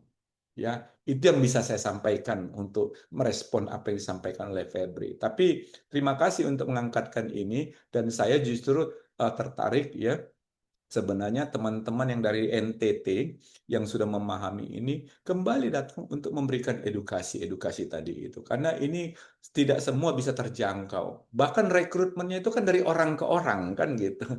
Dan mereka tidak percaya sama PT, dia lebih percaya kepada pamannya, bapaknya, terus kemudian kepala desanya, yang kemudian itu ada jaringan-jaringan juga. Nah, ini yang kemudian mata rantai itu akhirnya membuat semakin maraknya terjadi tadi itu penempatan-penempatan non prosedural itu. Ya, gitu dulu jawaban saya. Baik, Pak. Terima kasih, Pak. Selanjutnya yaitu ada dari Mbak Sri Rahayu Gustianing. Silakan Mbak Sri. Oke, baik. Terima kasih atas kesempatannya. Sebelumnya, perkenalkan nama saya Sri Rahayu Gustianingrum. Untuk dari latar belakang saya sendiri, mungkin saya bisa dibilang kategori untuk masyarakat umum ya, Bapak dan juga mungkin mahasiswa dari bagian FISIP. Tapi mungkin untuk jurusan saya sendiri berasal dari latar belakang sastra Prancis. Dan mungkin saya ingin bertanya terkait dengan apa yang Pak Freddy sempat bahas, yaitu ada membahas terkait dengan kabur aja dulu yang sempat ngetren begitu istilahnya. Apalagi memang tren ini muncul dengan opini algoritma dari sosial media. Kemudian juga ternyata bahwa secara prosedural bekerja di luar negeri atau mungkin melakukan sebuah apa ya, ya ibaratnya bekerja di luar negeri itu ternyata tidak selalu segampang itu. Ada sebuah prosedur yang harus ditetapkan dan juga memang sempat dibahas karena untuk apa ya, menghindari hal-hal dampak yang tidak diinginkan. Nah, mungkin pertanyaan saya itu lebih ke konteks perlindungan. Jadi kira-kira apa terobosan diplomatik yang paling mendesak dibutuhkan Indonesia untuk memfasilitasi eh, proses legalisasi atau mungkin proses pemutihan ya sebutnya. Mungkin bisa dikoreksi juga bagi para pekerja migran Indonesia yang sudah terlanjur bekerja secara non prosedural ini di luar negeri. Mungkin kalau dari saya seperti itu pertanyaannya. Terima kasih. Ya, baik. Jadi gini Mbak Sri ya. Jadi kita contoh kasus Malaysia ya. Kita waktu dengan Malaysia itu waktu saya di sana itu tahun 2010 itu banyak pemerintah Malaysia itu membuat program yang namanya program pemutihan. Ya, pemutihan ini jadi mereka-mereka yang sudah overstay, mereka-mereka yang selama ini datang itu tanpa izin, kemudian diberikan izin gitu ya, izin. Jadi kalau untuk masalah dari apa yang kita lakukan adalah pertama yang dilakukan oleh pemerintah atau misalnya perwakilan RI, sebenarnya kita itu ingin semua orang Indonesia itu di luar negeri itu berdokumen. Nah, tapi dokumen yang menjadi ya, yang dokumen yang menjadi kewenangan kita itu hanya pada paspor gitu ya. Nah, kita nggak berkewenangan untuk membuat misalnya izin kerja kan nggak, ya kan? Kita nggak punya kewenangan dalam hal misalnya izin tinggal, enggak. Jadi banyak persoalan ketika misalnya kita dapat misalnya banyak warga negara kita yang tadi datang kemudian jadi overstayer, ya karena izin tinggalnya nggak ada, apalagi izin kerjanya. Nah, kemudian kalau misalnya paspornya misalnya pun juga misalnya sudah harus diperpanjang, tentu perpanjangan paspor ini kan ada peraturan pemerintah yang mengatakan bahwa dia hanya bisa diperpanjang kalau dia itu punya izin tinggal kan gitu. Itu sebabnya kan misalnya kalau kamu datang pergi ke luar negeri sebagai turis ya, kamu nggak bisa memperpanjang paspor di luar negeri sebagai turis ya. Karena kamu nggak punya izin tinggal, nggak akan mungkin diperpanjang. Nah, jadi upaya yang kita lakukan ketika misalnya ada peluang misalnya negara kayak seperti Malaysia, tapi itu kan lama sekali dan itu nggak mungkin bisa mereka lakukan terus-menerus. Misalnya pemutihan izin. Nah, kita pendataan ulang ya, membantu mereka. Nah, di Belanda, saya kan terakhir kan tugas di situ. Pernah terjadi yang namanya pemutihan juga terhadap warga-warga negara asing yang sudah sekian lama tinggal tanpa izin. Nah, tetapi itu nggak mudah. Itu ya tergantung negaranya. Itu kan kebijakan domestik gitu. Ya, yang bisa kita lakukan adalah uh, ketika mereka bisa masuk itu, ya jangan lupa, jangan sempat dia nggak berdokumen. Tetapi kita juga punya persoalan ketika misalnya paspornya sudah habis masa berlakunya. Karena untuk memperpanjang paspor itu, ya tentu dia punya izin dulu, izin tinggal. Nah ini dilema yang di lapangan yang nggak mudah juga dalam konteks tadi yang sebutkan dari itu pelindungan tadi itu. Karena ini semua dimulai dari kasus keimigrasian. Ya, jadi ingat itu ya. Jadi ini semua dimulai dari kasus keimigrasian karena tidak adanya izin tinggal, izin kerja, ya, sehingga tidak ada kontrak kerja. Kalau ada bermasalah hukum, ya syukur-syukur tidak melakukan tindak pidana kan gitu. Karena tidak pidana ya bisa langsung dipenjara kan seperti itu. Nah, itulah yang bisa saya sampaikan ya, Sri ya, Mbak Sri ya. Baik, Bapak. Ya. Ada yang ingin bertanya lagi secara langsung kepada Pak Freddy? Silahkan. Mas Doni, mungkin ada pertanyaan? Ada yang bertanya di kolom chat nih. Oke, kalau betul saya cek, ada pertanyaan. Ada suara bocor, Mas Doni. Ada pertanyaan Pak dari Ceski. Dari Ceski, terima kasih penjelasannya Pak, sangat mencerahkan untuk saya yang baru mengenal topik ini. Pun sebagai yang juga memiliki cita-cita bekerja di luar, saya memiliki pertanyaan Pak. I would like to understand what is the significance of encourage people work abroad? Why not focus on demanding the government or making new whole system? So there will be more job opportunity in the country with new manufacturing and industrial era. Mohon pencerahannya Pak Freddy. Dan juga ada pertanyaan dari Ahmad Suhaimi. Bagaimana cara pemerintah Indonesia untuk membuka akses pasar yang luas untuk calon pekerja migran Indonesia? Dan cara konkret pemerintah untuk meningkatkan kualitas PMI. Terima kasih.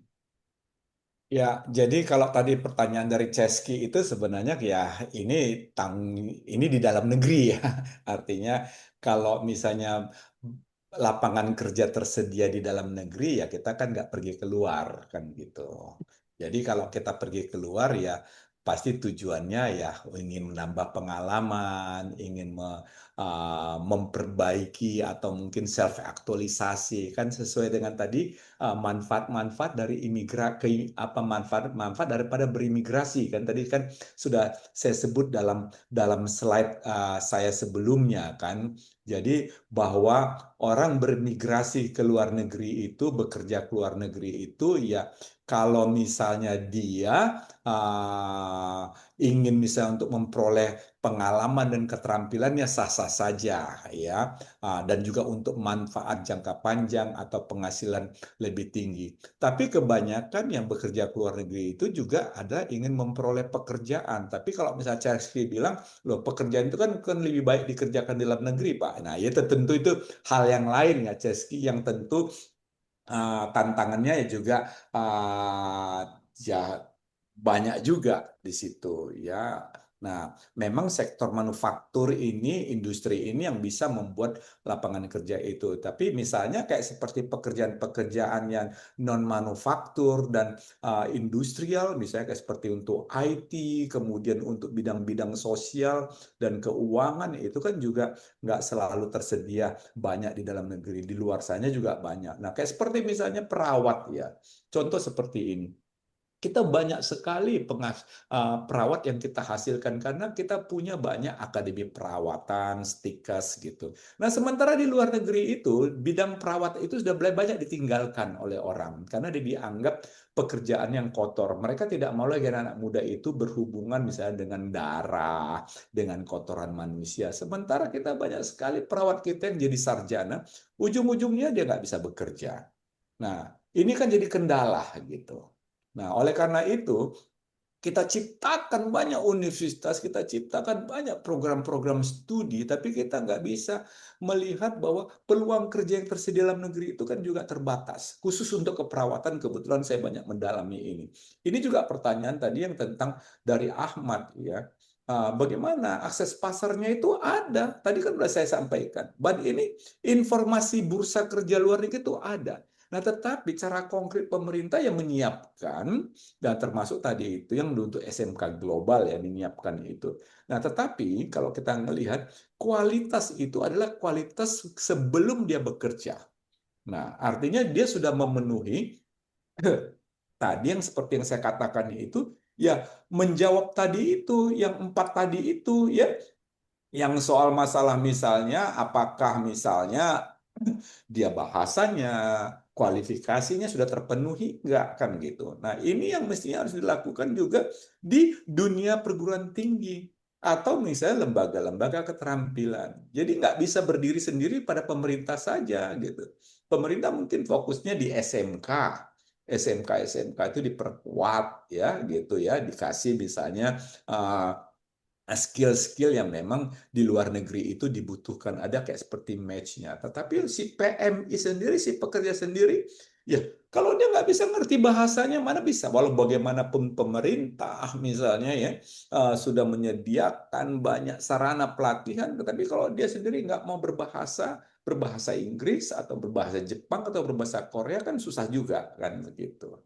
Itu yang saya kira perlu dilihat bahwa persoalan ini ya tidak bisa hanya dilihat dari satu sisi ya, dilihat dari satu sisi, karena ini macam-macam gitu tadi itu apanya yang terlibat di dalamnya. Itulah mungkin yang bisa saya jawab Pak Alex terhadap 2 pertanyaan tadi itu. Terima kasih Pak Freddy. Ada pertanyaan terakhir Pak dikirim ke saya terkait PMI non prosedural itu Pak. Ketika PMI itu non prosedural berarti mereka tidak tercatat seperti itu.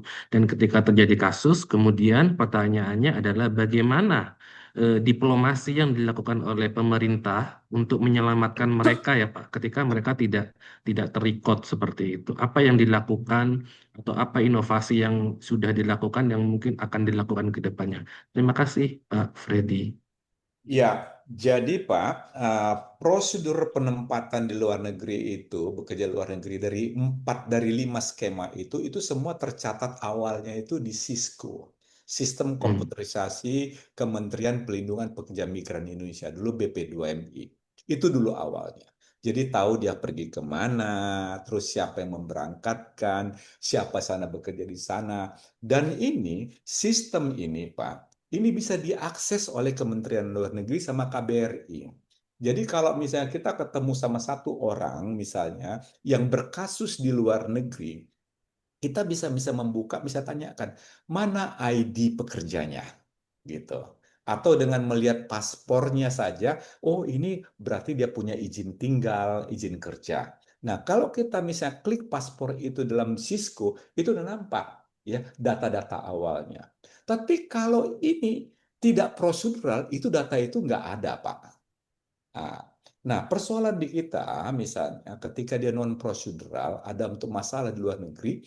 Nah, ini kan untuk yang menghubungin siapa dan kemudian dihubunginya ke siapa. Itu persoalan di kita. Nah, sehingga kasusnya itu banyak dapatnya itu datangnya dari sosial media ya, diviralkan atau mungkin dari komunitasnya, Pak. Nah, kemudian KBRI pertama sekali adalah kita mesti melihat ada perlindungan kekonsuleran di situ. Nah, setelah kita melihat misalnya, wah, siapa kalau dia prosedur, Pak? Ya, kita tahu siapa yang akan dihubungi, siapa yang memberangkatkan dia. Nah, siapa perusahaannya. Nah, perusahaan ditanya dia, oh, kalian kan punya kontrak kerja.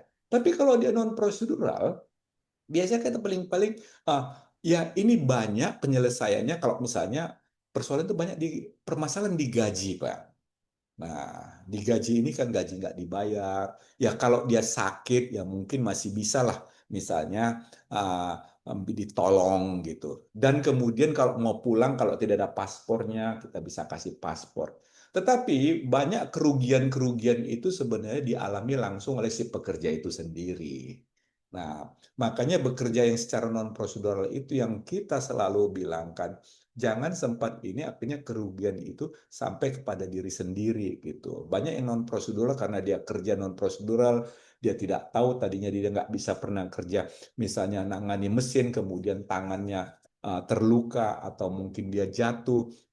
Ya paling kita bisa fasilitasi untuk bagaimana dia pulang. Tapi hak-hak yang lainnya kan bisa, mungkin bisa, tetapi dia sendiri sudah mengalami kecelakaan. Jadi memang inilah, kalau untuk non prosedural itu memang ada tantangan khusus dan itu tidak bisa kita samakan semua di semua negara, pasti beda-beda ya. Kalau di Malaysia yang non prosedur itu banyak ditangkap polisi gitu, karena di sana ada razia. Nah, kalau di Belanda orang jarang ditangkap polisi, tidak pernah ada razia. Biasanya ketangkapnya kenapa? Kalau dia naik tram atau naik bus, ternyata ada pemeriksaan tiket, dia nggak bayar gitu. Atau dia misalnya melintas lampu merah, padahal dia berhenti, tapi dia tidak berhenti. Nah, disitulah dia kemudian dia berurusan hukum. Kalau di negara-negara yang seperti itu, ketika dia berurusan dengan hukum baru tahu. Nanti kan polisinya kan nanya sama kita. Tapi kalau di Malaysia itu terjadi razia-razia imigrasi itu seperti gitu. Kalau kita pergi ke coket, kemana gitu, ya razia, kemudian tangkap, kemudian ya di penjara, kemudian karena di sana dipidana. Kalau pelanggaran keimigrasian di beberapa negara itu jadi pelanggaran pidana, Pak. Bahwa dia melanggar. Tapi kalau di negara barat dia tidak. Dia tidak menjadi ini karena tidak perlu dipenjara, tapi dia bahkan kayak seperti di Belanda, pulang pun diongkosi sama mereka begitu. Karena melalui IOM, International Organization for Migration. Tapi sistem imigrasinya kan sudah mencegah itu lebih duluan gitu. Orang kan sudah pasti masuk naik pesawat, naik ini seperti gitu. Karena itu Schengen itu kan sudah region dia kan gitu. Gitu Pak yang bisa saya jawab Pak. Baik, terima kasih Pak Freddy. Dan waktu sudah menunjukkan pukul 15.41 dan saya yakin ada banyak sekali yang masih ingin bertanya, tapi karena waktu terbatas, jadi mohon maaf sebelumnya teman-teman semua. Eh, karena waktu sudah menunjukkan 15.41, berarti untuk Dubes Ngopi kita akhiri. Terima kasih banyak Pak Freddy atas penyampaian materinya sangat penting sekali. Ini tidak hanya bagi mahasiswa HI, tetapi juga mahasiswa mungkin dari ilmu hukum, dari ilmu komunikasi, dan lain sebagainya. Jika ada waktu, Pak, silakan mampir, Pak, ke kampus kami, Pak. Di Siap, siap Pak. Saya tadi nawarkan untuk teman-teman yang HI untuk pelatihan-pelatihan ya nggak usah dipikirkan lah. Ini lebih sharing kepada sharing expertise lah ya pengalaman ya kita buat mungkin secara ini bisa memahami bagaimana dia bisa berdiplomasi ya tentang soft skills-nya yang paling penting karena dari soft ya. skills itu. Silakan nanti saya mau di approach dari FPCI juga silakan mau dari HI ini ini tanggung jawab moral saya sebagai seorang diplomat saja, Pak. Ya, jadi ini pro bono nih. Saya bukan bukan orang bayaran untuk itu. Sayang ilmunya, ya, sayang Betul, ilmunya Pak. sama pengalaman. Saya ingin sekali anak-anak HI itu bisa berkompetisi secara di dunia global, internasional. Karena nggak cukup hanya teori. Betul, Nggak Pak. cukup. Dan nggak cukup misalnya diambil dari akademiknya. Perlu harus kombinasi dengan praktisi seperti kami ini. Kebetulan kami ini sendiri ya karena akademik dan praktisinya tuh gabung gitu Pak. Jadi bisa menjelaskan itu uh, dari konsep apa dari dimensi yang mungkin bisa lebih sederhana, bisa lebih masuk begitu ya. Nanti mungkin itu salah satu yang bisa saya tawarkan kepada USNI, kepada FPCI untuk pelatihan-pelatihan soft skill secara pro bono lah gitu. Saya bisa itu. Silahkan dihubungin aja, nanti kita desain bersama. Ya. Baik, terima kasih Pak. Dan juga di HI ini banyak sekali dan juga mungkin di hukum juga yang meneliti tentang ini Pak, isu pekerja migran Indonesia. Jadi mungkin jika Bapak berkenan, mungkin nanti ada mahasiswa kami yang tiba-tiba menghubungi untuk Ya, interview ya silakan, untuk silakan, silakan. betul. Saya ada teman yang bahkan sampai disertasi doktornya itu, kebetulan dia dosen di universitas yang lain, itu sampai dibukukan. Saya salah satu narasumber untuk penulisan disertasinya. Bahkan juga di Belanda ada mahasiswa S2 orang Indonesia yang ngambil S2 Master di Institute of International Studies, dia nulis tentang pekerja migran, dia cari saya juga di sana. Saya 10 tahun Pak ada di bidang ini Pak. Nah, Baik, terima kasih Pak Freddy. ya. Eh, Waktu dan tempat saya kembalikan ke Mbak Feby selaku MC. Terima kasih banyak Pak Freddy. Sampai ketemu Ya. lagi Pak. Oh ya, Pak Lasa, kita foto Mbak, dulu lah. Ini mumpung lagi Oh Pak iya, ya, Lasa foto ada di betul ini Pak. Mbak, rame-rame. Ah, mohon belum maaf ada ini, foto itu. Ah. mohon maaf mau ditutup terlebih dahulu oleh Mbak Feby Oh selaku ya, MC, Pak. silakan lah. Pokoknya foto dulu lah. Itu Ya. Pak. kapan lagi foto sama Pak Dekan, sama Pak Alex, sama Pak Siap, siap. Pradono nih. Sebuah kehormatan Pak. Oke, terima kasih kepada Pak Freddy atas materi yang sangat tentunya sangat bermanfaat dan luar biasa menarik bagi kita semua. Terima kasih juga kepada Mas Ales yang telah memandu sesi materi hari ini. Hadirin yang terhormat, akhirnya kita telah sampai di penghujung acara Dubes Ngopi series ke-24. Saya selaku Master of Ceremony mengucapkan terima kasih kepada seluruh peserta yang sudah hadir dan seluruh panitia yang telah mempersiapkan acara ini. Terima kasih atas perhatian dan partisipasi semuanya.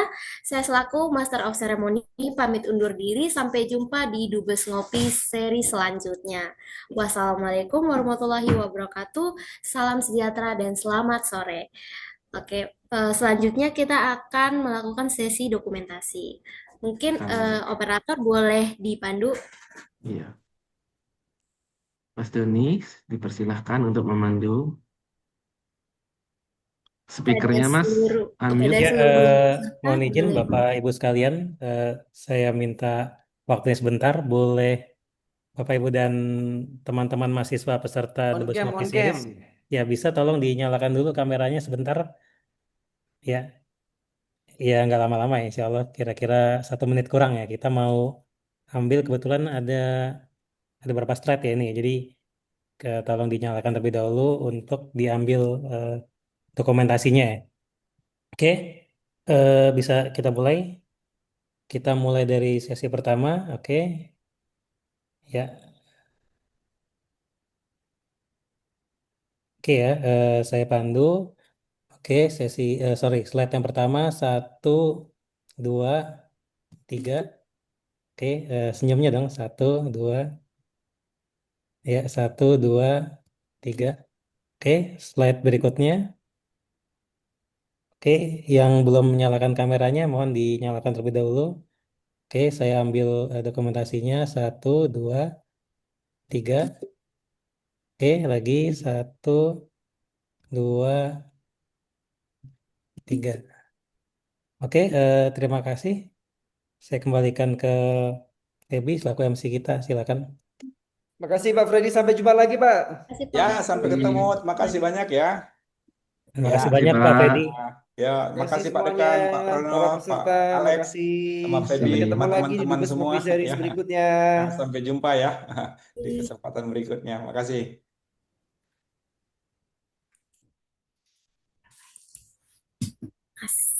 Oh iya, sekecil ini. Iya, cuma